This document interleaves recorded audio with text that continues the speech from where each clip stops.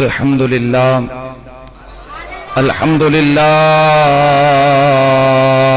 رب العالمین والصلاة والسلام علی سید الانبیاء والمرسلین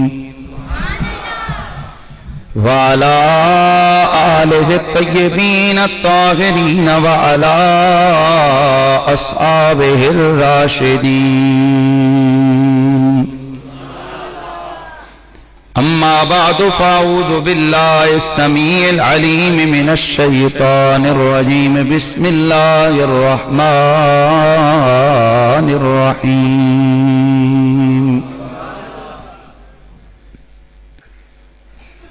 هل يستوي الذين يعلمون والذين لا يعلمون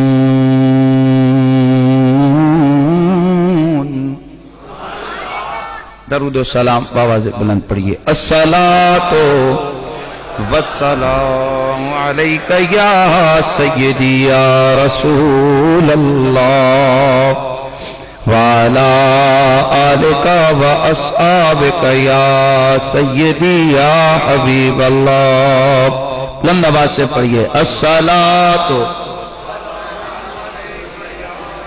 والسلام عليك يا سيدي يا رسول الله وعلى آلك وأصحابك يا سيدي يا حبيب الله بعد از حمد و صلات لائق تعظیم و تکریم جمیع حاضرین و سامعین السلام علیکم ورحمۃ اللہ وبرکاتہ۔ ماہ صفر المظفر اسلامی سال کا دوسرا مہینہ، اس ماہ مکرم کے حوالے سے جہاں اس کی اور فضیلتیں ہیں وہیں پر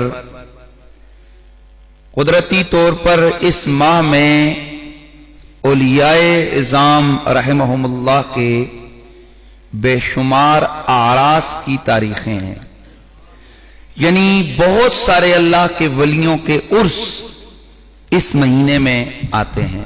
داتا سرکار حضرت خواجہ قبلہ پیر مہر علی گولڑوی، حضور اعلی حضرت محدث کبیر امام اہل سنت امام احمد رضا فاضل بریلوی علیہ رحمہ، دیگر بہت سارے اولیاء اعظام کے عرس اس ماہ مکرم میں ہیں۔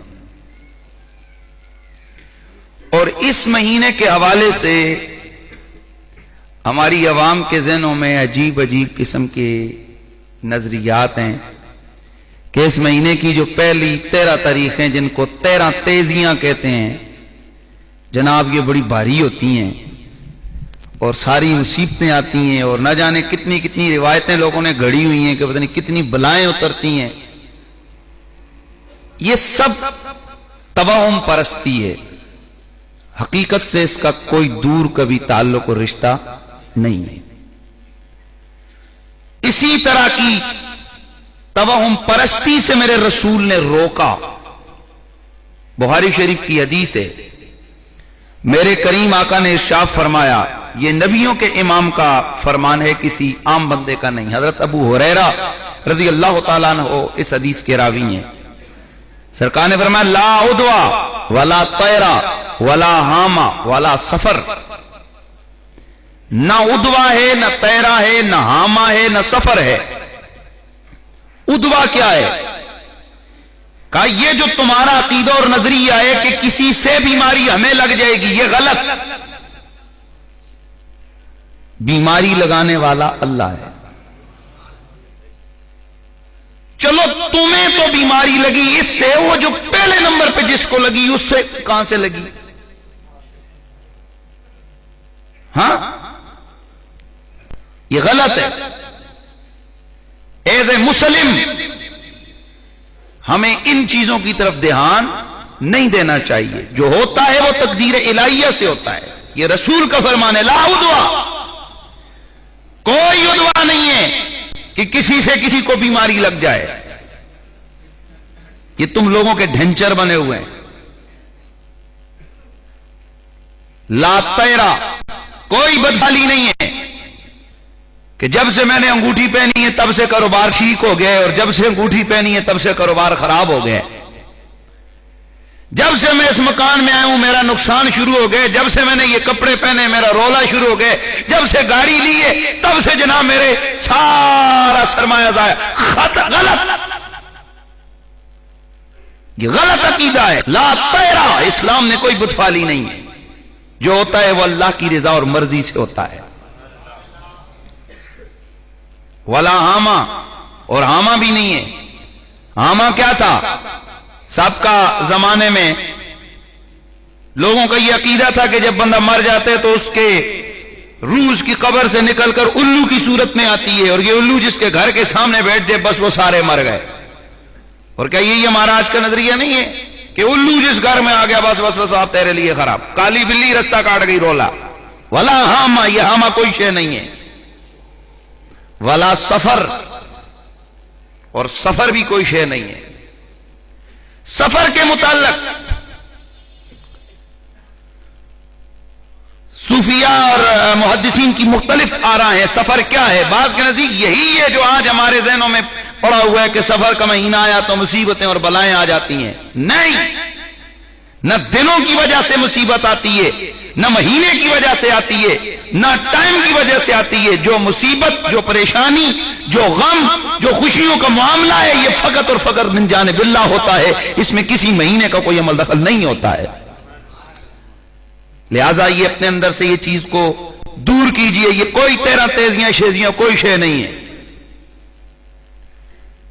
یہ ہندوؤں کا ایک دیا ہوا ذہن ہے آپ لوگوں کو، اور جو ہم کہیں سے سنتے ہیں، اور بالکل یہ ڈھنچر پن سب سے زیادہ ہماری قوم کے اندر آ گئے.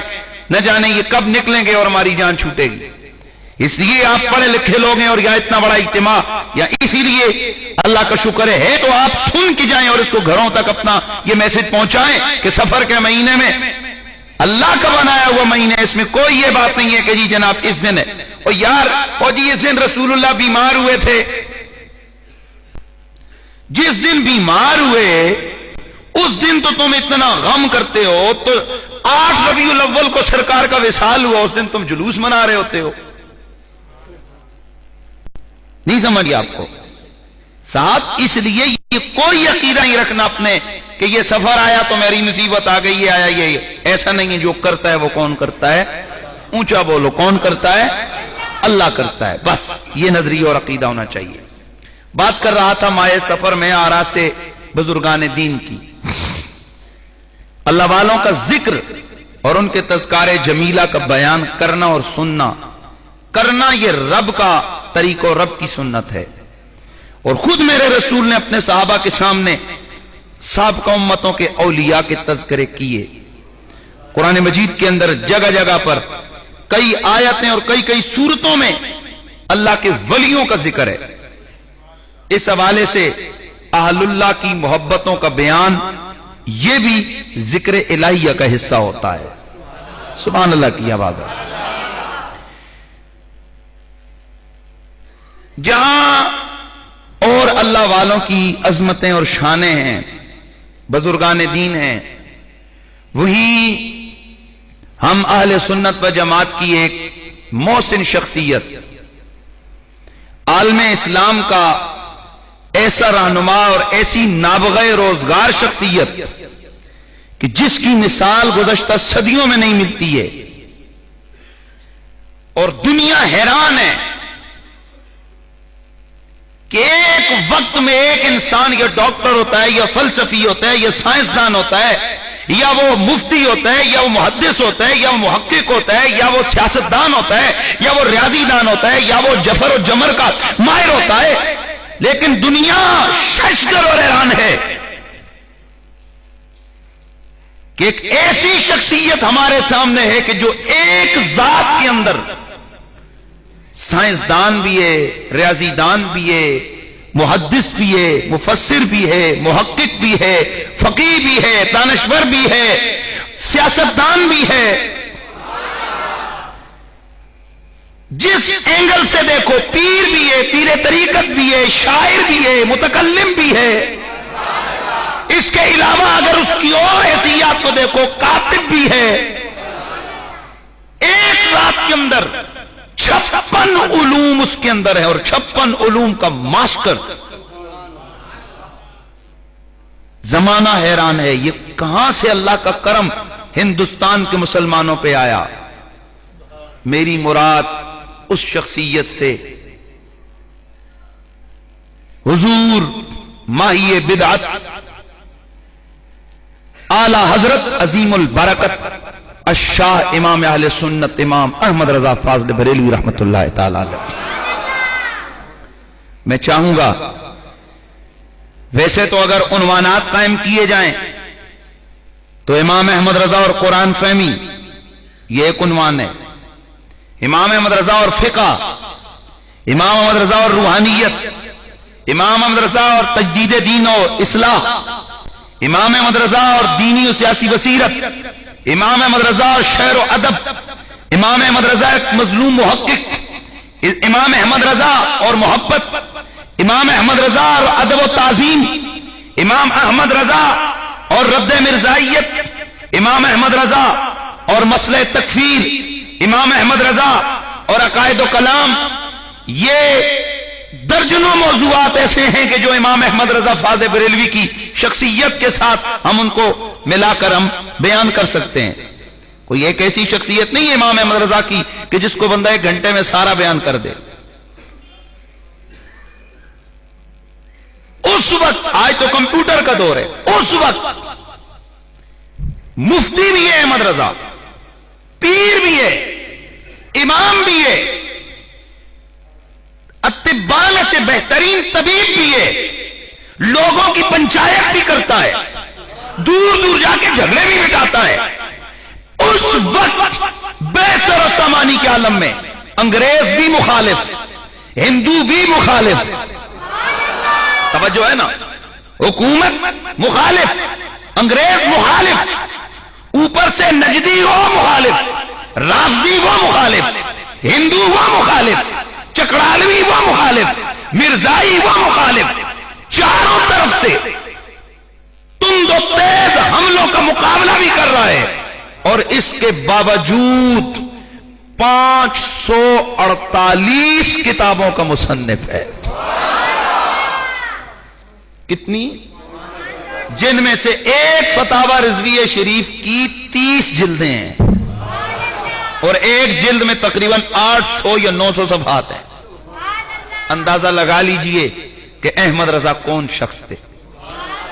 اگر میں ان کے علوم اور فنون کو دیکھیں تو مولویوں کو جن فنوں کا پتہ ہی نہیں، نام ہی نہیں آتے ہیں، احمد رضا ان فنون میں کتابیں لکھ رہے ہیں. آئیے دیکھیے امام اہل سنت امام احمد رضا کی کیا خدمات ہیں. تفسیر میں 11 کتابیں، عقائد اور کلام 54 کتابیں، حدیث اور اصول حدیث 53 کتابیں، فقہ، اصول فقہ، تجوید 214 کتابیں، تنقیدات 40 کتابیں، تصوف و اخلاقیات پر 19 کتابیں، مناقب، فضائل، تاریخ، سیر 55 کتابیں، جفر، تکسیر، جس کا پتہ ہی نہیں ہے یہ شے کیا ہوتی ہے لوگوں کو. احمد رضا بریلوی نے 11 کتابیں اس میں لکھی ہوئی ہیں. جبر و مقابلہ 4 کتابیں، مثلث، لاگریتھم یہ جو آپ پڑھتے ہیں 8 کتابیں، نجوم، توقیت، حساب 22 کتابیں، ہیئت، ہندسہ، ریاضی 31 کتابیں، منطق و فلسفہ 6 کتابیں. ان علوم پر کل امام اہل سنت نے 548 کتابیں تصنیف فرمائی. آپ حساب لگا لیں، ایک ہوتا ہے ویسے پڑھ لینا، ایک ہوتا ہے اس کا ماسٹر بن کے اس علوم کو، ان علوم کے اوپر تحریر کرنا، لکھنا. حساب لگاؤ کہ احمد رضا کون سی نابغہ روزگار شخصیت ہے. میں چاہیے تو یہ، ویسے تو ہم لوگوں کو افسوس یہ کہ اتنا ہی پتہ ہے کہ احمد رضا بریلوی کے بس ایک نعت ہے جی، سب سے اولا و اعلیٰ ہمارا نبی، اور احمد رضا بریلوی کا سلام ہے مصطفیٰ جان رحمت پہ لاکھوں سلام. اور کچھ لوگوں کو اگر بہت پتا ہوا تو ہاں جی فتاوی رضویہ بھی ان کی کتاب ہے، اور اگر بہت زیادہ کچھ کی دو چار کو اور پتا چلا ہاں احکام شریعت بھی ان کی کتاب ہے، تھوڑا سا اور اگر کسی کو بہت زیادہ شوق چڑھ گیا تو 2 4 5 کتابوں کے نام یاد آ گئے۔ حالانکہ سنیوں تمہارا وہ امام ہے جس نے 548 کتابیں لکھی، اور ایسی لکھی کہ اقبال جیسا بندہ جب ایک کتاب فتاوی رضویہ کو دیکھتا ہے تو حیران رہ کر سر پہ رکھ کے کہتا ہے اور لگتا ہے دوسرا ابو حنیفہ ہندوستان میں آ گیا۔ اپنے بھی کیا،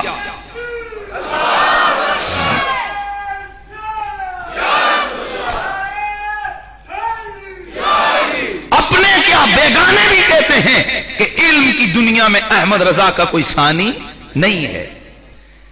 اور ویسے آج لوگوں نے امام اہل سنت امام احمد رضا کی شخصیت کو تکفیر کے حوالے سے ہائی لائٹ کی ہے۔ وہ دیکھو جی احمد رضا نے شیعوں کو کافر کہا، احمد رضا نے بھابھیوں کو کافر کہا، احمد رضا نے مرزائیوں کو کافر کہا، احمد رضا نے چکڑالویوں کو کافر کہا، احمد رضا نے نجدیوں کو کافر کہا۔ اس نے تو جناب کفر کی مشین لگائی ہوئی تھی۔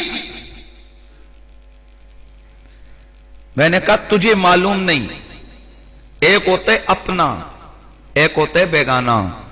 بیگانوں کے سامنے کسی کے بارے میں جو بول لو مرضی یہ بولتے رہو، ان کو کوئی اثر نہیں، اور کسی اپنے کے سامنے کسی کا ذکر ہو نا اور اس کے بارے میں تنقیص ہو نا تو وہ بالکل تل ملائے بغیر رہ نہیں سکتا۔ احمد رضا کا قصور یہ ہے کہ اس کا دل عشق و محبت مصطفیٰ سے منور تھا، اس کے دل میں جذبہ حب محمدی کے چراغ جل رہے تھے۔ اس لیے جب امام اہل سنت نے دیکھا کہ نجدیت اس طرف لوگوں کا ذہن بنا رہی ہے کہ معاذ اللہ نبی کا اتنا فائدہ بھی نہیں جتنا ہاتھ میں ڈنڈا پکڑے ہوئے ڈنڈے کا، جیسے ابن عبد الوہاب نجدی نے نظریہ دیا کہ مجھے جتنا اس ڈنڈے کا فائدہ ہے اتنا مجھے محمد کا فائدہ نہیں، کیونکہ ڈنڈے سے تو معاذ اللہ میں کتا بھگا سکتا ہوں، محمد تو میرے اس کام بھی نہیں آتا۔ اس طرح کی باتیں اور تحریریں جب آئیں، اور اسی نجدی نے جس وقت اپنی کتاب کے اندر لکھا کہ محمد عربی کا مزار سب سے بڑا بت ہے، اس کو گرانا واجب ہے، صحابہ اور اہل بیت کے مزارات بت ہیں، ان کو گرانا واجب ہے، اور جب اس کی ذریت یہاں پاکستان ہندوستان کے اندر آ کر شاہ اسماعیل دہلوی کی صورت میں انہوں نے کام شروع کیا اور اپنی کتابوں کے اندر لکھا کہ معاذ اللہ نبی کا خیال گدھے سے برا ہے، معاذ اللہ حضور کے علم کو جانوروں سے کم تر قرار دیا گیا، معاذ اللہ اپنی تحریروں کے اندر نبی کریم کی ختم نبوت کا انکار کیا گیا، میرے مصطفیٰ جیسا بننے کی کوشش کی گئی، معاذ اللہ رسول اللہ کے علم سے شیطان کا علم زیادہ قرار دیا گیا۔ ایسے میں اگر کوئی بیگانہ ہوتا تو آنکھیں بند کر کے بیٹھ جاتا، پر احمد رضا مچل گئے، تڑپ گئے کہ مدنی آقا کی ذات تو وہ ہے جن کے بال کے بارے میں کوئی انگلی اٹھائے وہ مردود ہوتا ہے، جو ان کے کپڑوں کے عیب نکالے وہ لعنتی ہوتا ہے، اور جو نبی کو جانوروں سے کمتر قرار دے وہ مسلمان کیسے ہوتا ہے۔ اس لیے احمد رضا کے فتوے حقیقت پہ مبنی تھے، انتہا پسندی نہیں تھی، وہاں پر ذات پرستی نہیں تھی، وہاں پر دولت پرستی نہیں تھی۔ احمد رضا نے اگر رافضی کے کفر کا فتویٰ دیا تو اس لیے کہ انہوں نے سیدہ عائشہ کو گالیاں دی تھی، مرزائیت کے کفر کا فتویٰ دیا تو اس لیے کہ انہوں نے میرے نبی کے بعد ایک اور نبی کو مانا تھا، اگر انہوں نے نجدیت و وہابیت کے خلاف فتویٰ دیا تو اس لیے کہ انہوں نے میرے رسول کے علم کو جانوروں کے علم سے کم قرار دیا تھا۔ اب تم بتاؤ کہ عاشق کا کام کیا دفاع محمد ہے یا نہیں ہے؟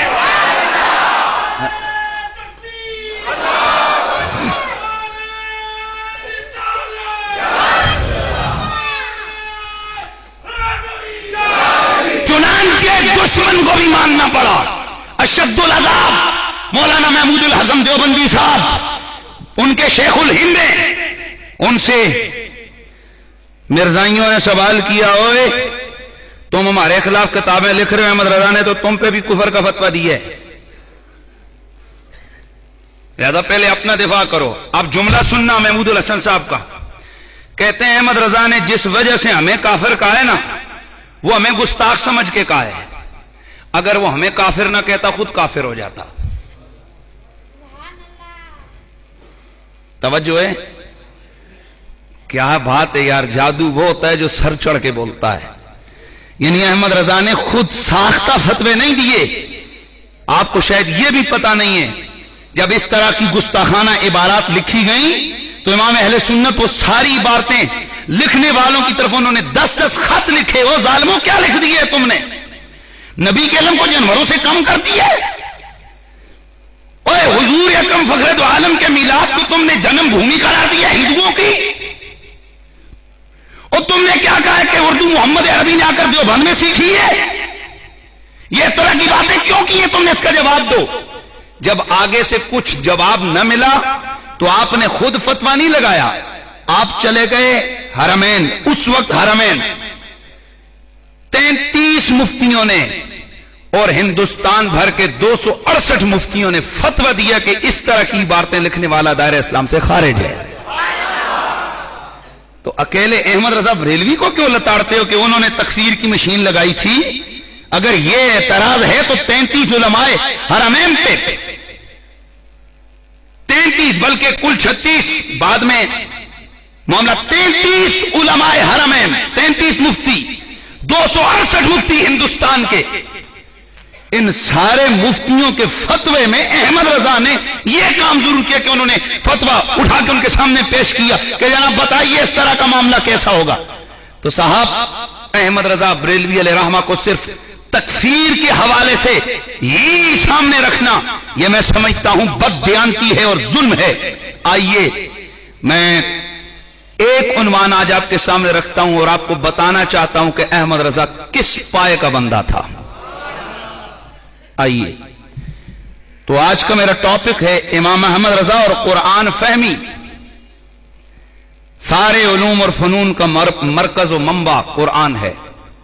یہ صرف، نحو، منطق، فلسفہ، حدیث، اصول حدیث، فقہ، اصول فقہ، یہ سارے علوم اس لیے پڑھے جاتے ہیں تاکہ قرآن سمجھ آ جائے اور روح قرآن کو بندہ سمجھے، قرآن کی ترجمانی کر سکے. لیکن افسوس لوگوں نے قرآن فہمی کے نام پر ایسے ہچکولے کھائے اور ان کی کشتیاں ایسے بھمر میں جا کے پھنستی ہیں کہ آج صدی سے زیادہ وقت ہو گیا ہے، 1.5 صدی ہونے لگی ہے، آج تک اس بھمر سے نکل نہیں سکی ان کی کشتیاں. لیکن ان کی ذریت خواہ مخواہ جناب ان کا دفاع کر رہی ہے. میں یہاں سمجھانا چاہتا ہوں ایک بات، قرآن عربی زبان میں ہے اور عربی فصیح و بلیغ زبان ہے پوری کائنات میں سب سے زیادہ. عربی کا ایک لفظ اس کے درجنوں معنی آتے ہیں، مترادفات ہوں یا مشترکات ہوں. جس حوالے سے دیکھو قرآن کے جو لفظ ہیں عربی کے، ایک ایک لفظ کا کئی معنی آتے ہیں. اب جب قرآن کا معنی بندہ بیان کرتا ہے نا تو اس کے لیے لازم ہوتا ہے کہ میں یہاں پر لفظ کا وہ معنی بیان کروں جو اللہ، رسول، فرشتوں، نبیوں، ولیوں کی شان کے لائق ہے، جو قرآن کے مفاہیم اور مطالب کی رہنمائی کر رہا ہے وہ لفظ استعمال کرنے. یہ نہیں جو منہ میں آیا بندے نے کر دیا. مثلا انگلش میں ڈیئر کا کیا معنی ہے؟ پیارا. اور کیا معنی ہے؟ بولو نا. اے ہن تسی انگریزیاں پڑھن والے لوگ ہن. ہرن. چلو جی 2 ہی معنی لیتے ہیں. اگر ایک آدمی کہتا ہے کہ میرے پاس ڈیئر آیا تھا، میں نے اس کے آگے گھاس ڈالی، تو اب ایک آدمی ایسا ہے جس کو ڈیئر کا یہی مطلب پتہ ہے پیارا، وہ کہتے ہیں دیکھو جی یہ کیسا عجیب بندہ ہے، اپنے دوستوں کے آگے گھاس ڈالتا ہے. نہیں سمجھ آئی آپ کو سمجھ نہیں آئی بھئی. جس کو صرف ڈیئر کا ایک ہی معنی پتہ ہے، کون سا والا؟ پیارا. تو اس نے تو معنی یہی کرنا ہے کہ پیارے ادھر آؤ تمہارے آگے گھاس ڈالوں. سمجھ آئیے؟ بتاؤ یار یہ اس کہنے والے کے کلام کی نمائندگی ہے؟ حالانکہ اس نے تو ڈیئر لفظ ضرور بولا لیکن اس کی مراد ہرن تھی، کیونکہ یہاں عقل ہو تو پتہ چل جاتا ہے کہ یہاں گھاس بندوں کے آگے، دوستوں کے آگے نہیں ڈالی جاتی، ہرن کے آگے ڈالی جاتی. یہ میں آپ کو ایک مثال دے رہا تھا. اسی طرح قرآن مجید میں عربک یوز ہے، عربک ورڈز ہیں، عربی کے جملے ہیں، عربی کے لفظ ہیں، تو ایک ایک لفظ کے کئی معنی ہوتے ہیں. यहां कुरान फहमी का पता चलता है कि उस अरबी को उर्दू में ढालने वाला, उसका दिमाग कितना वसी है, उसको उन लफ्जों के कितने माने आते हैं, उसका जहन कहां तक कुरान की तर्जमानी करने के लिए वसी है। यहां आकर अगर हम अहमद रजा बरेलवी के उलूम का हम अगर उनका जो है ना देखते हैं, उसको नजर डालते हैं उस पे, तो रब्बे काबा की कसम इल्म की दुनिया का एक समुंदर बहता हुआ नजर आता है इमाम अहमद रजा। और ये मैंने वैसे दावा नहीं किया, आपके सामने इस दावे पर दलाइल के तौर पर मैं चंद चीजें आपके सामने रख रहा हूं कि अहमद रजा बरेलवी को कुरान कितना आता था। और ये इतना सादा सा मेरा उन्वान है कि मेरी कैसेट आप रख के घर में बैठ के मेरी बातों को चेक भी कर सकते हैं। और ये कोई ऐसा महंगा सौदा है नहीं कि जो किसी को कहीं से मुयस्सर ना आए। आपके घरों में कुरान मजीद के कई तराजम पड़े हुए हैं, और अगर और कोई ना भी हो तो जो सऊदीया से मुफ्त कुरान का तर्जुमा मिलता है, जो बड़े शौक से जनाब हाजी सबान आप लेके आते हैं और खुद भी उसको घर में रखते हैं, बच्चों को भी पढ़ाते हैं, और जनाब आप अपने रिश्तेदारों को भी गिफ्ट पेश करते हैं बड़ा ऊपर कागज चढ़ा के। आओ जरा मैं दिखाता हूं कि ये इतनी सऊदीया की हुकूमत कितनी हमदर्द आ गई हमारी कि 500 1,000 रुपए का नुस्खा आते हुए लाखों लोगों को वो मुफ्त में देते हैं। हमारे लोग कहते हैं सऊदीया वाले अगर वो इतने हमारे हमदर्द होते ना तो आते हुए हमारे बच्चों के लिए हमें टाफियां खरीद के देते हैं, हमारे और कोई चीज देते हैं। शायद आपको पता नहीं है कि इसके अंदर हिकमत क्या है।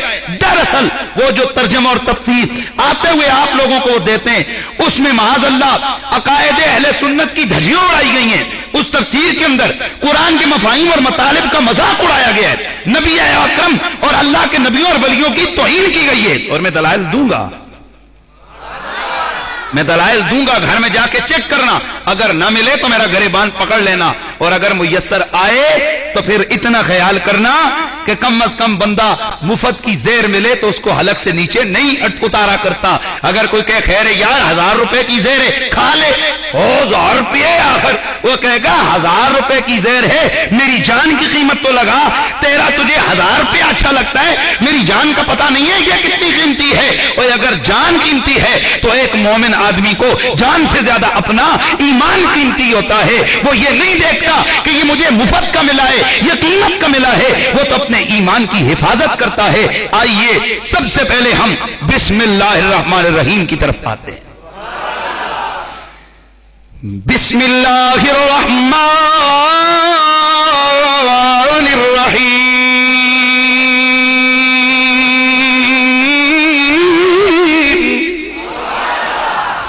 इसका तर्जमा अगर आप लोग देखें महमूदुल हसन साहब के कुरान पाक जो तर्जमा है उस पे तो लिखा हुआ है शुरू अल्लाह के नाम से जो बेहद मेहरबान और निहायत रहम वाला है।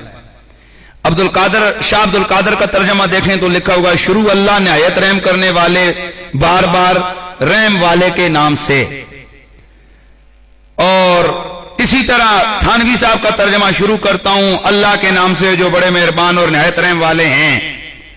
मौदूदी साहब का तर्जमा पढ़ें यही तर्जमा मिलेगा। जितने उर्दू के तर्जमे वो जो सऊदीया वाली है ना उसमें भी यही मिलेगा।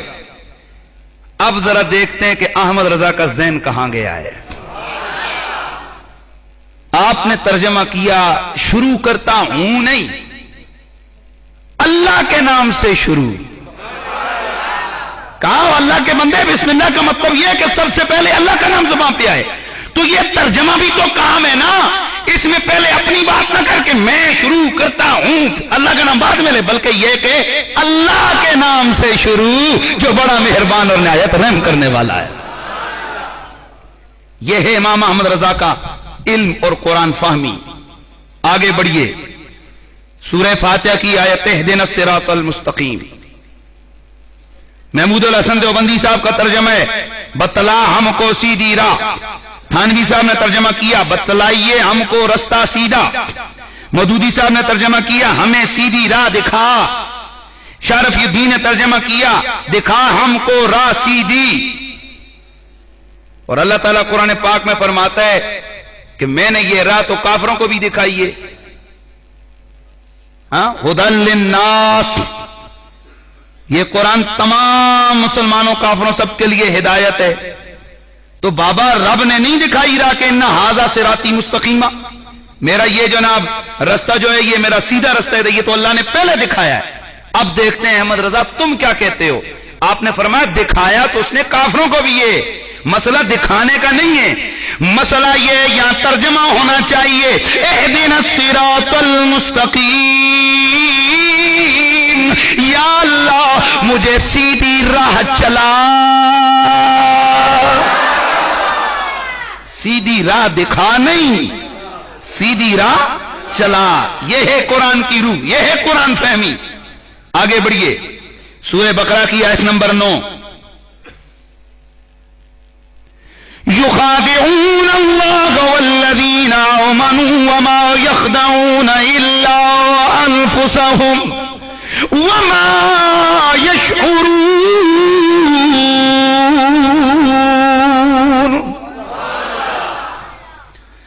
ترجمہ کیا مولانا تھانوی صاحب نے، چال بازی کرتے ہیں یہ اللہ سے اور ان لوگوں سے جو ایمان لا چکے، یہ منافقوں کے بارے میں نا آیت کہ یہ چال بازی کرتے ہیں اللہ سے اور ایمان والوں سے۔ اچھا جی، شرف الدین نے ترجمہ کیا فریب دیتے ہیں اللہ کو اور ایمان والے لوگوں کو، توجہ ہے۔ اچھا، تیسرا ترجمہ ہے محمود الحسن دیوبندی صاحب کا، دغا بازی کرتے ہیں اللہ سے اور ایمان والوں سے۔ مودودی صاحب کا ترجمہ، اور اللہ اور ایمان لانے والوں سے یہ دھوکہ بازی کرتے ہیں۔ اب آپ کا ذہن وہاں نہیں پہنچا جہاں احمد رضا کا ذہن پہنچا تھا۔ کہتے ہیں نا فلانے نے اس کو دھوکے سے مار ڈالا۔ کس سے مارا؟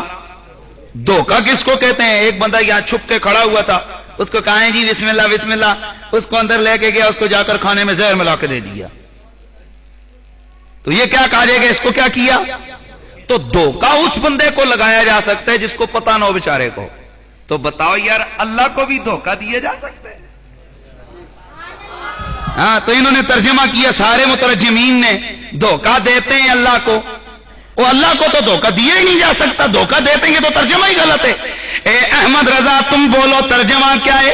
آپ نے فرمایا اور دے تو نہیں سکتے پر دھوکہ دینا چاہتے ہیں اللہ کو۔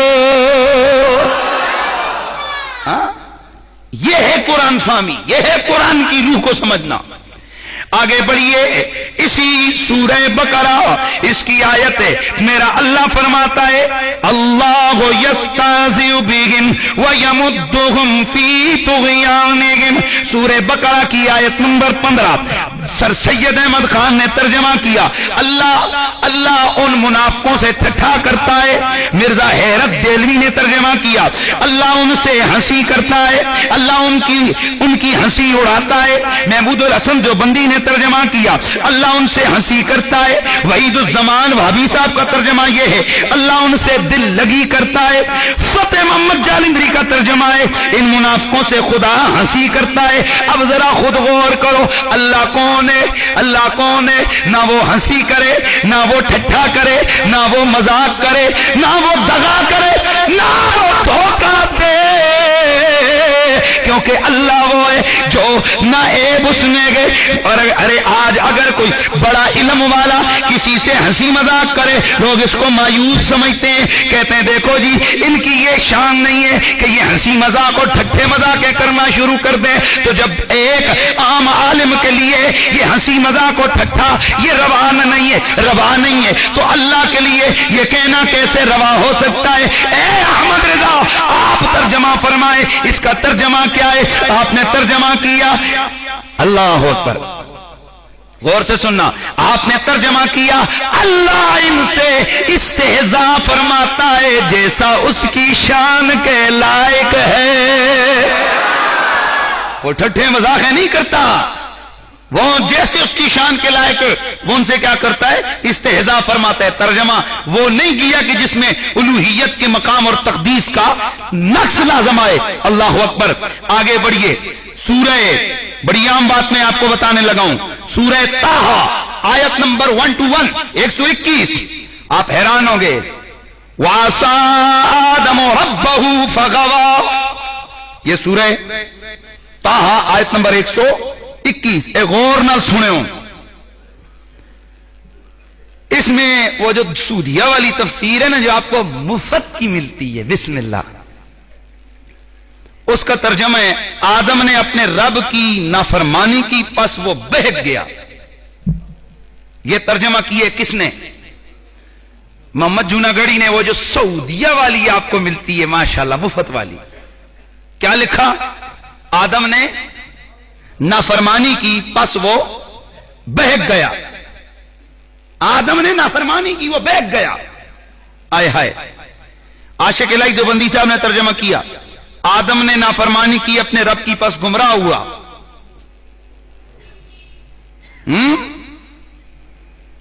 مجھے بتاؤ یہ جو ترجمے ہیں جن میں نبی کے لیے نافرمان کا لفظ, نبی کے لیے بھٹکنے کا لفظ, نبی کے لیے بہکنے کا لفظ, نبی کے لیے گمراہ کا لفظ ہے, یہ ماشاءاللہ آپ کا ایمان سلامت رکھیں گے نا.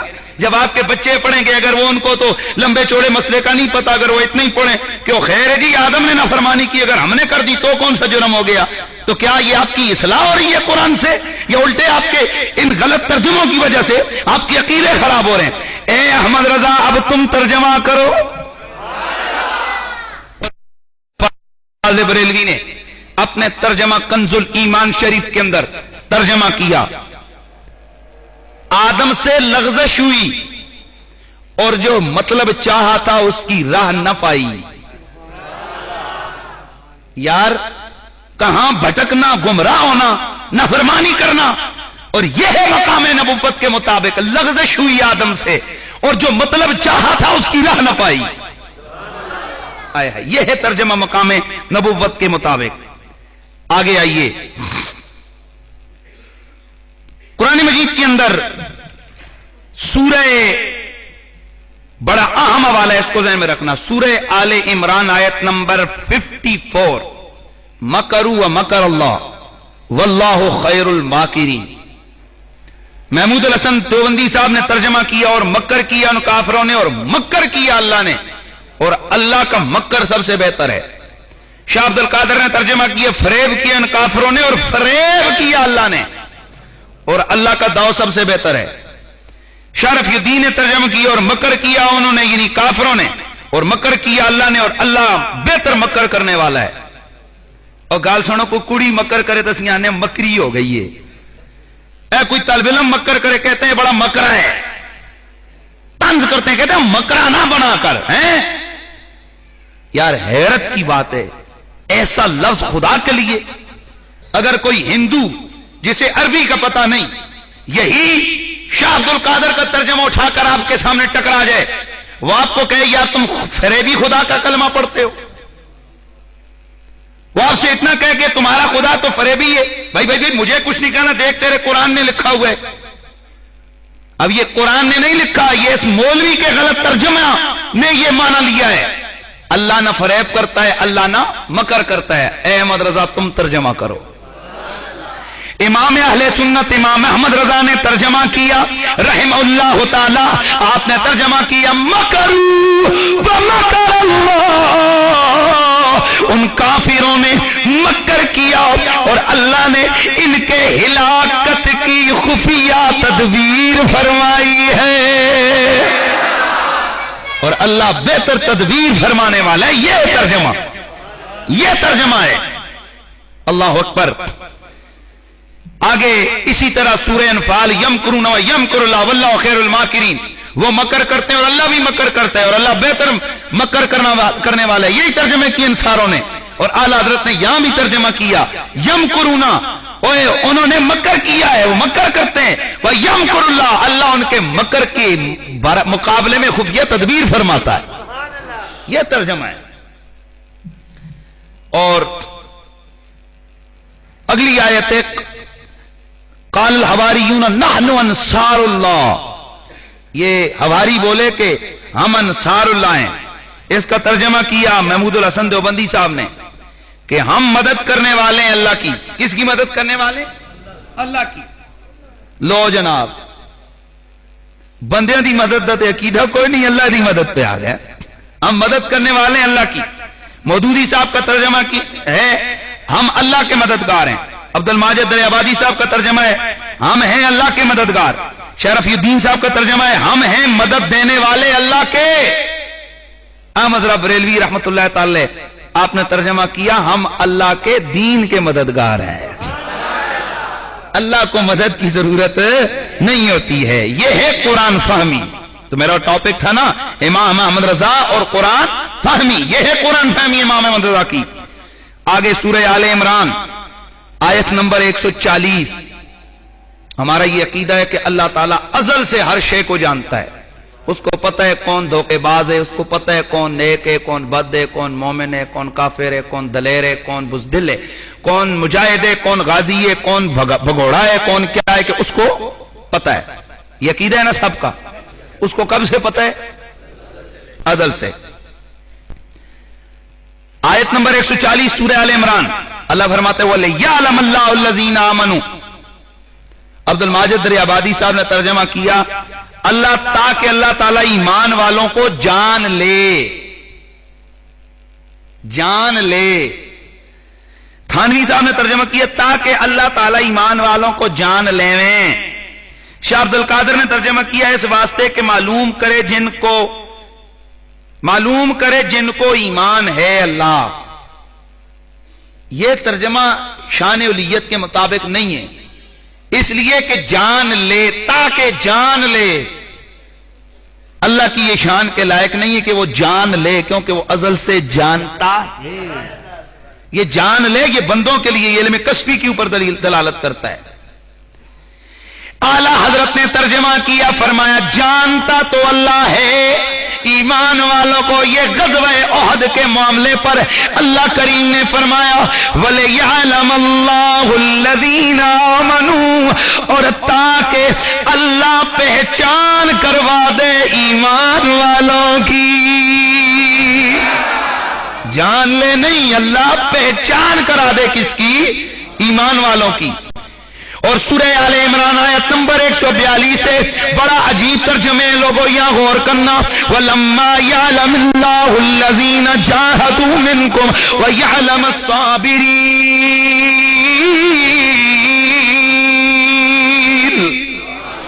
عبد الماجد دریابادی صاحب نے ترجمہ کیا ابھی اللہ نے تو تم میں سے ان لوگوں کو جانا ہی نہیں ہے جنہوں نے جہاد کی, اور صبر کرنے والوں کو بھی نہیں جانا.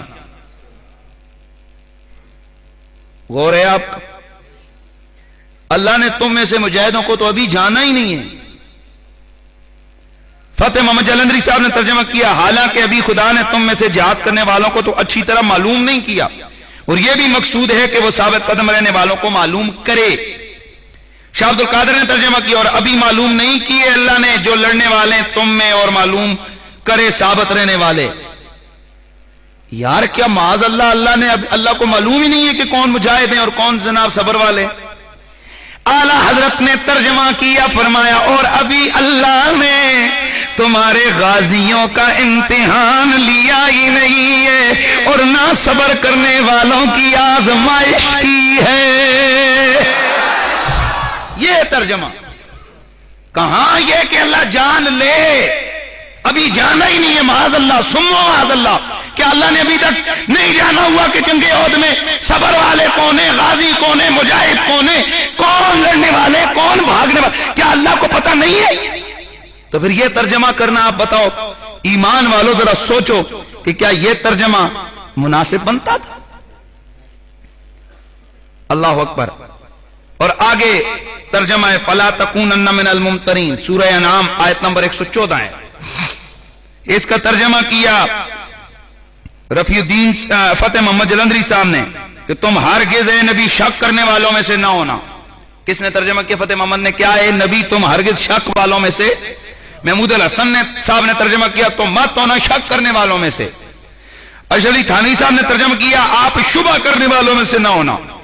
شاہ رفیع الدین صاحب نے ترجمہ کیا پس مت ہو شک لانے والوں سے. اب یہاں پر انہوں نے ڈائریکٹ مخاطب بنایا کس کو؟ رسول اللہ کو, کہ نبی تو شک کرنے والوں میں سے نہ ہونا. اور یار نبی بھی شک کرنے والا ہے. امام احمد رضا فاضل بریلوی نے ترجمہ کیا اے سننے والے تو ہرگز شک کرنے والوں میں سے نہ ہونا. نبی مخاطب نہیں ہے یہاں, ہم تم قرآن سننے والے ہم مخاطب ہیں اس قرآن کے کہ تم شک میں سے نہ ہونا, کیونکہ نبی کو جو نبوت ملتی ہے وہ مقام شک سے بالا تر ہو کر مقام یقین پہ فائز ہونے کے بعد اللہ اسے نبوت عطا فرماتا ہے. تو تو جب مقام نبوت مانا اور نبی مان لیا تو ماننا پڑے گا جو اللہ کا نبی ہے وہ مقام شک پہ نہیں ہوتا، وہ مقام یقین پر فائز ہوتا ہے. اور مقام یقین والوں کو یہ کہنا کہ تو شک کرنے والوں میں سے نہ ہونا، یہ روح قرآنی کے خلاف ہے. لیکن احمد رضا نے ترجمہ کر کے بتایا کہ قرآن اس طرح سمجھا جاتا ہے. اللہ اکبر. آگے بڑھیے. سورہ توبہ کی آیت نمبر 79. بڑی عجیب، یہاں بھی عجیب سا معاملہ ہے. فَيَسْخَرُونَ مِنْهُمْ سَخِرَ اللَّهُ مِنْهُمْ. اللہ تعالیٰ قرآن مجید میں بیان فرماتا ہے نا کہ قیامت والے دن جب یہ جو کافر وغیرہ لوگ ہیں، جو ہوتا یہ تھا کہ جو مسلمان غریب مومنین جب جاتے تھے تو مذاق کرتے تھے، وہ جو کافر لوگ ہیں ان کو دیکھ کر ان کے لیے کوئی چیز لاتے، پھر مذاق کرتے، کہتے اے کنگلے کگلے بھاگ، تو مذاق کرتے. اللہ کہتا ہے فَيَسْخَرُونَ مِنْهُمْ سَخِرَ اللَّهُ مِنْهُمْ. یہ کافر ان سے تمسخر کرتے ہیں، مذاق کرتے ہیں، ٹھٹھا کرتے ہیں ان سے. اور اللہ، میں ترجمہ بھی نہیں کر رہا، سخر اللہ منہم، اس کا ترجمہ دیکھیں کیا کیے ان لوگوں نے. عبد الماجد آبادی صاحب نے ترجمہ کیا ان سے تمسخر کرتے ہیں، اللہ ان سے تمسخر کر رہے گا. مودودی صاحب نے ترجمہ کیا یہ ان لوگوں کا مذاق اڑاتے ہیں جو ایمان والے ہیں، ان کے پاس آتے ہیں، اللہ ان مذاق اڑانے والوں کا مذاق اڑاتا ہے. محمود حسن صاحب نے ترجمہ کیا پھر ان پر ٹھٹھے کرتے ہیں اور اللہ ان سے ٹھٹھے کرتا ہے. ہیں یار کیا اللہ کی یہ شان ہے کہ وہ تمسخر کرے، مذاق اڑائے؟ معاذ اللہ وہ مسخریاں کرے. اللہ اس شان والا نہیں ہے. اعلی حضرت نے ترجمہ کیا فَيَسْخَرُونَ مِنْهُمْ سَخِرَ اللَّهُ مِنْهُمْ، اور یہ ان سے مذاق کرتے ہیں، ان مومنوں سے، مجاہدوں سے، ان صحابہ سے. سخر اللہ منہم، اللہ ان کو ان کی مذاق اور ہنسی کی سزا دے گا. یہ ہے ترجمہ. سورہ توبہ کی آیت نمبر 67 ہے.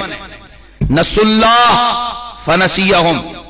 اس کا ترجمہ کیے فتح محمد صاحب نے کہ یہ خدا کو بھول گئے، خدا ان کو بھول گیا. استغفر اللہ. ترجمہ سنیں ذرا. مودودی صاحب نے ترجمہ کیا یہ اللہ کو بھول گئے اور اللہ نے انہیں بھلا دیا. شرف الدین صاحب نے ترجمہ کیا بھول گئے اللہ کو، پس اللہ نے ان کو بھلا دیا. محمود الحسن صاحب نے بھی ترجمہ کیا پس یہ اللہ کو بھول گئے، اللہ تعالیٰ ان کو بھول گیا. لا حول ولا قوت الا باللہ. اور یہ بھولنا، یہ چوکنا، یہ بندے کی شان ہے، اللہ کی شان نہیں ہے، یہ بندے کے اندر ہوتا ہے. اعلیٰ حضرت نے ترجمہ کیا فَنَسُوا اللَّهَ فَنَسِيَهُمْ، وہ اللہ کو چھوڑ بیٹھے، اللہ نے انہیں چھوڑ دیا ہے. یہ ترجمہ. یہاں سے پتا چلتا ہے کہ احمد رضا فاضل بریلوی کا ذہن قرآن فہمی میں کتنا وسیع تھا اور کہاں وہ بحر عمیق کے اندر معانی کے سمندر میں غوطہ زن رہتا تھا آپ کا دماغ اور ذہن. آگے بڑھیے. سورہ محمد آیت نمبر 19. اور مسلمانوں ذرا غور کرنا اس آیت پہ. یہ وہی جو آپ والے ہیں نا، وہ والا وَاسْتَغْفِرْ لِلذَّنبِ وَلِلْمُؤْمِنِينَ وَلِلْمُؤْمِنَاتِ ثُمَّ مَعَاذَ اللَّهِ ثُمَّ مَعَاذَ اللَّهِ ثُمَّ مَعَاذَ اللَّهِ. بخشش مانگو اپنے گناہوں کے لیے اور مومنین اور مومنات کے گناہوں کے لیے. یہ ترجمہ کیے شرف الدین نے. کیا ترجمہ کیا؟ اے نبی اپنے لیے بخشش مانگ، اپنے گناہوں کی بخشش مانگ، اور ایمان والے مومن مردوں اور عورتوں کے گناہوں کی بخشش مانگ. شرف الدین صاحب نے ترجمہ کیا اپنے گناہوں کی معافی مانگو اور مومن مردوں اور عورتوں کے گناہوں کی معافی مانگو اے نبی. فتح محمد صاحب نے بھی ترجمہ کیا اپنے گناہوں کی معافی مانگ اور مومنین مردوں اور عورتوں کے گناہوں کی معافی مانگ. مودودی صاحب نے ترجمہ کیا اپنے قصور کی معافی مانگو اے نبی اور مومن مردوں اور عورتوں کے قصور کی معافی مانگو. محمود الحسن صاحب نے ترجمہ کیا اپنے گناہ کے واسطے مانگو معافی اور مومن مردوں اور عورتوں کے لیے. تھانوی صاحب نے ترجمہ کیا اپنی خطا کی معافی مانگتے رہو اور مومن مردوں اور عورتوں کی خطاؤں کی معافی مانگتے رہو. اب میں آپ سے ایک سوال پوچھتا ہوں اور میں آگے بڑھ کے آپ کو ایک چیز بھی عرض کروں گا. غور کرو، کیا نبی گناہ کرتا ہے کہ جس کو اللہ کہہ رہے کہ تو اپنے گناہوں کی معافی مانگ؟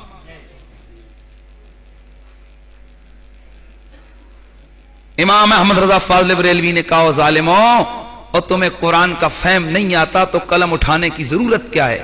ترجمے کرنے کی ضرورت کیا ہے؟ آپ نے ترجمہ کیا وَاسْتَغْفِرْ لِذَنبِكَ وَلِلْمُؤْمِنِينَ وَلِلْمُؤْمِنَاتِ۔ او لوگو یاد رکھو، اور نبی گناہ نہیں کرتا، نہ صغیرہ نہ کبیرہ، نہ چھوٹا نہ بڑا۔ وجہ کیونکہ نبی کا ہر فعل ہمارے لیے سنت، تو اگر نبی گناہ کرے تو پھر اس کا گناہ بھی تو ہمارے لیے سنت ہوگی نا، پھر تو ہمیں بھی معاذ اللہ ثم معاذ اللہ۔ یہ کہاں تک چلا جائے گا یہ معاملہ؟ نبی گناہ نہیں کرتا۔ اس آیت کا ترجمہ کیا ہے؟ آپ نے ترجمہ کیا اے میرے محبوب اپنے خاصوں اور عام مسلمان مردوں اور عورتوں کے گناہوں کی معافی مانگو۔ اپنے گناہوں کی نہیں، اپنے خاصوں اور عام مومن مردوں اور عورتوں کے گناہوں کی معافی مانگو۔ یہ ہے ترجمہ، یہ ہے ترجمہ، اور یہ ہے قرآن فہمی۔ اور یہ آیت نمبر کون سی تھی میرا سننے والا؟ یہ آیت کا نمبر یاد رکھے، آیت نمبر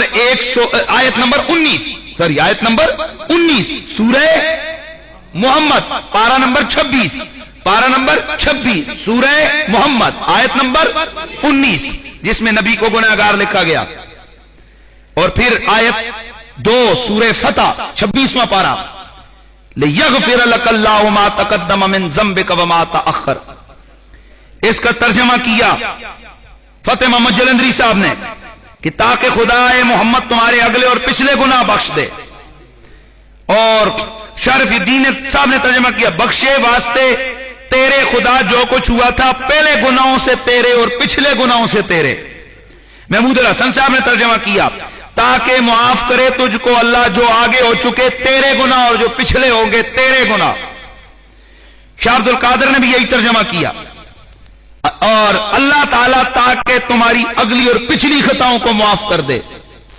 اعلیٰ حضرت نے فرمایا او اللہ کے بندو، او نبی کے خطائیں اور گناہ نہیں ہوتے ہیں، بلکہ یہاں پر کیا ہے؟ لِيَغْفِرَ لَكَ اللَّهُ لَكَ اللَّهُ، یہ لام بیچ میں سے گول کر گئے تھے نا تاکہ ان کو اس وجہ سے ان کو معنی سمجھ نہیں ہے۔ لِيَغْفِرَ لَكَ اللَّهُ مَا تَقَدَّمَ مِن ذَنبِكَ وَمَا تَأَخَّرَ۔ اے سونا مدنی، تاکہ اللہ تیرے صدقے تیرے اگلوں کے گناہ بھی بخشے، تیرے پچھلوں کے گناہ بھی بخشے۔ یہ ہے ترجمہ، اور یہ ہے قرآن فہمی۔ اس کو کہتے ہیں کہ قرآن فہمی یہ ہے۔ اب یہاں پر میں آپ کو ایک چھوٹا سا حقیقت پر مبنی ایک واقعہ سناتا ہوں۔ یہ 1.5 سال ہوا ہے، یا غالباً سال سوا سال ہوئے۔ یہاں ایک آپ بہت سارے دوستوں کو پتہ ہی ہے کہ 5-6 عیسائیوں نے میرے ہاتھ پہ اسلام قبول کیا۔ اخبار میں خبر چھپی، اور اسلام آباد کا نام نہیں لیتا ہے کہ اخبار کا ایک سب ایڈیٹر ہے، وہ عیسائی لڑکا تھا، بڑا اس کا مطالعہ تھا تقابل کا، وہ میرے پاس آ گیا۔ پہلے اس نے ٹائم لیا جی کہ میں آپ سے کچھ معلومات لینا چاہتا ہوں، آپ ذرا مجھے ٹائم دیں۔ میں نے کہا بسم اللہ آ جاؤ۔ ہم لوگ بیٹھ گئے، اندر لائبریری میں بیٹھا، میرے ساتھ اور 2-4-5 لوگ بھی بیٹھے تھے۔ اب اس لڑکے نے قرآن پاک ایسے اس نے نظر ڈالی، تو یہی والے جو ہے نا ترجمے، چونکہ میرے پاس سارے ترجمے تو پڑھے، اس نے ایک ترجمہ نیچے اٹھا کر اس کو ہاتھ میں ایسے پکڑ کے رکھا، اور کہنے لگا جی مولانا صاحب بات یہ، ذرا مجھے ایک بات کا جواب دیں۔ میں نے کہا جی بسم اللہ بولیں۔ کہنے لگا جی یہ بتائیں کہ ایک آدمی ایسا ہے کہ جو مجرم تھا پھر اس کو معافی مل گئی، اور ایک آدمی ایسا ہے جس نے کبھی کوئی جرم کبھی کوئی گناہ کیے ہی نہیں، ان دونوں میں سے بتائیں کون افضل ہے؟ میں نے کہا یار بظاہر ہے جس نے کبھی گناہ کیا ہی نہیں وہ افضل ہے۔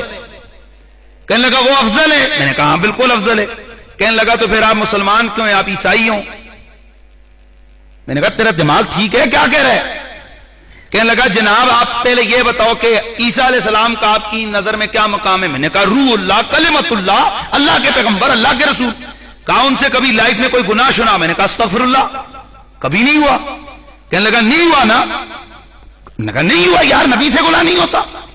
کہنے لگا مولانا پھر آپ کے نبی سے تو گناہ ہوئے ہیں، اللہ نے ان گناہوں کو بخشا ہے، اور ہمارے نبی سے تو آپ کا قرآن بھی کہتا ہے گناہ نہیں ہوئے، تو پھر آپ ہمارے نبی کا کلمہ پڑھیں، عیسیٰ کو آپ مانیں، محمد کو۔ میں نے کہا ظالم چپ کر، کیسے نبی نے گناہ کیے؟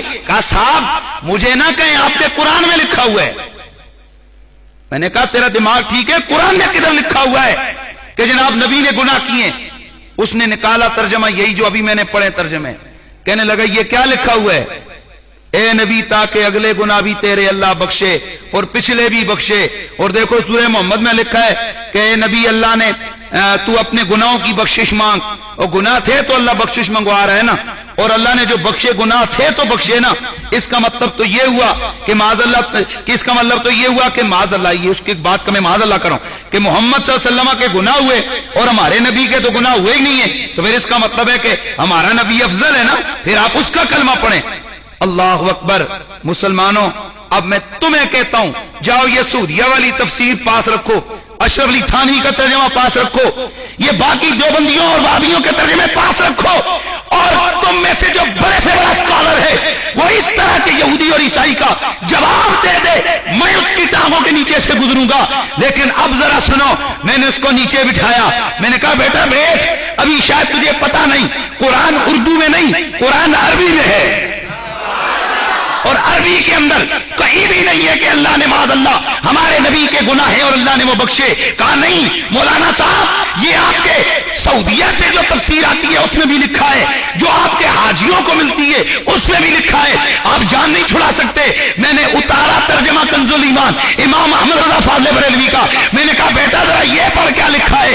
वहां लिखा हुआ उसने पढ़ा, ताकि तेरे सदके तेरे अगले गुनाह भी बख्शे जाए, तेरे सदके तेरे अगले उम्मतियों के गुनाह भी बख्शे जाए, तेरे पिछलों के गुनाह भी बख्शे जाए। मैंने कहा देख, जैसे तुम ईसाइयों का अकीदा है कि ईसा अलैहिस्सलाम उम्मत की गुनाहों की बख्शिश की शफाअत का जरिया बनते हैं, इसी तरह कुरान ये बता रहा है कि नबी के वास्ते और वसीले से अल्लाह नबी के अगलों को भी बख्शेगा, नबी के पिछलों को भी बख्शेगा।